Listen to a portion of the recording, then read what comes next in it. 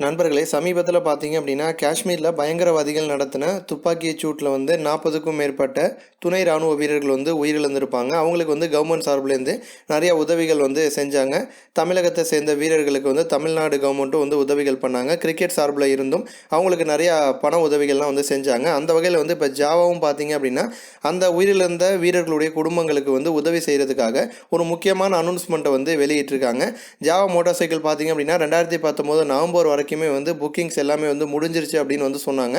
ஆனால் இன்னும் delivery start ஆகலை. கூடிய விரைவில் ஜாவா பைக்கை புக் பண்ணவங்களுக்கு டெலிவரி தொடங்கப்படும் அப்படின்னு அறிவிச்சிருக்காங்க.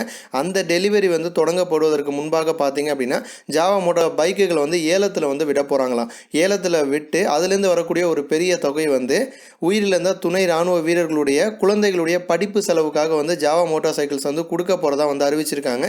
இதை பற்றி ஜாவா மோட்டார் சைக்கிள்ஸ் என்ன தெரிவிச்சிருக்காங்க அப்படின்னா, எங்களுக்கு டெலிவரி அப்படிங்கிறது முக்கியம் தான். இருந்தாலும் டெலிவரிக்கு முன்னாடி இந்தியாவுக்காக உயிரிழந்த இராணுவ வீரர்களுக்கு மரியாதை செலுத்துறதுக்கு நாங்கள் கடமைப்பட்டிருக்கோம் அப்படின்னு சொல்லிட்டு இந்த நிகழ்ச்சிக்கு ஏற்பாடு பண்ணியிருக்காங்களாம்.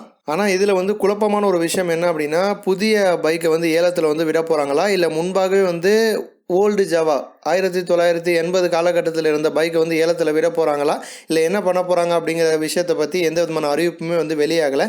கூடிய விரைவில் என்னைக்கு ஏலம் விடுவோம் அப்படிங்கிற டேட்டை அனௌன்ஸ் பண்ணுவோம் அப்படின்னு அறிவிச்சிருக்காங்க. ஸோ ஜாவா மோட்டார் சைக்கிள்ஸ் என்ன பண்ண போகிறாங்க அப்படிங்கிறத நம்ம பொறுத்திருந்து பார்ப்போம். எது எப்படி இருந்தாலும் சரி, உயிரிழந்த இராணுவ வீரர்களுடைய குழந்தைகளுடைய படிப்புக்காக ஜாவா இந்த அளவுக்கு மெனக்கெடுற விஷயம் ஜாவா பைக் பிரியர்களுக்கு பெரிய ஒரு சந்தோஷத்தை கொடுத்துருக்கு.